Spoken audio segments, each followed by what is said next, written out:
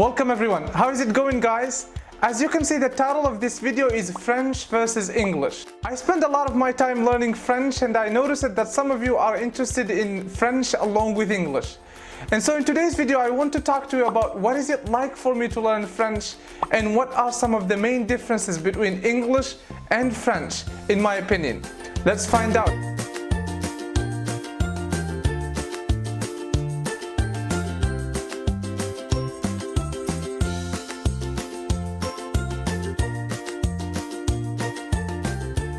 First, you're probably wondering what is my level in French. Oui, en fait, quel est ton niveau en français? Well, I would say that my level is somewhat intermediate. I mean, I understand spoken French. I speak French with my friends while making some mistakes. I also understand written French, but I face a lot of difficulties in writing. But for me, French is definitely not like English.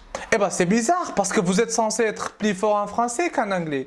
Je veux dire, c'est ta deuxième langue, n'est-ce pas? Yep, that's actually true, because not only is French my second language, but I actually started learning French 7 years before English.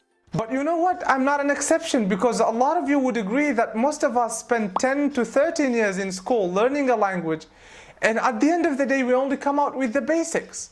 And that begs the question, why? But that's another discussion, and I will direct you to some possible answers at the end of this video. Okay, now let's ask the question, which language is more difficult, English or French?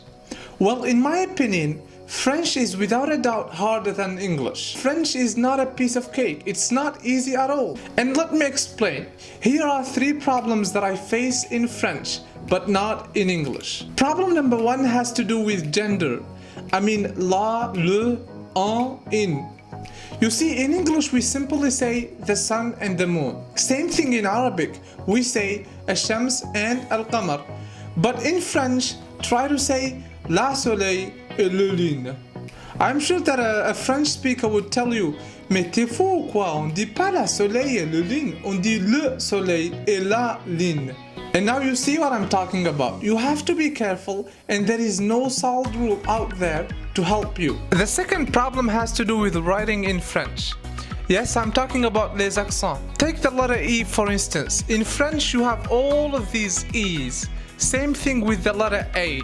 I mean, why do we need all of these headache-inducing details in French? The third problem is with tenses. You have lots of tenses in French. Now, since I like French and I'm working hard trying to learn it, I have to argue that English speakers sometimes tend to use certain French words, squeeze them and change the pronunciation a little bit and use these words as English words. You might say, what do I mean by that?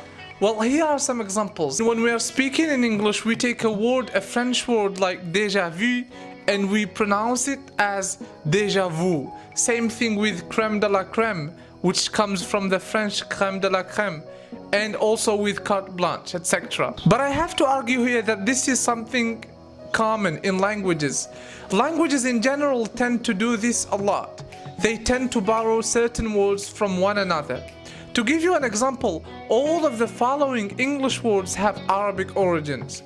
The cave, gazelle, algebra, cotton, algorithm, etc. So it's a common thing in languages. Now, to conclude this video, I would like to add that I like French, and the purpose of this video is by no means to play down its importance. I spend a lot of my time learning this language and trying to master it.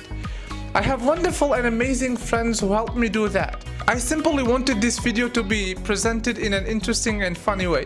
I hope you liked it.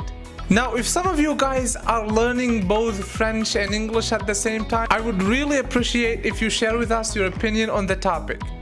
And what are some of the main differences that you've noticed? Thank you very much for watching this video. I hope you enjoyed it. Don't forget to subscribe to my YouTube channel by clicking right here. And if you haven't done it yet, don't forget to download your copy of my book, English On, in which you will find a whole chapter that answers the question that I mentioned earlier: why is it difficult to learn a language in school? Thank you very much for watching this video, and see you next week.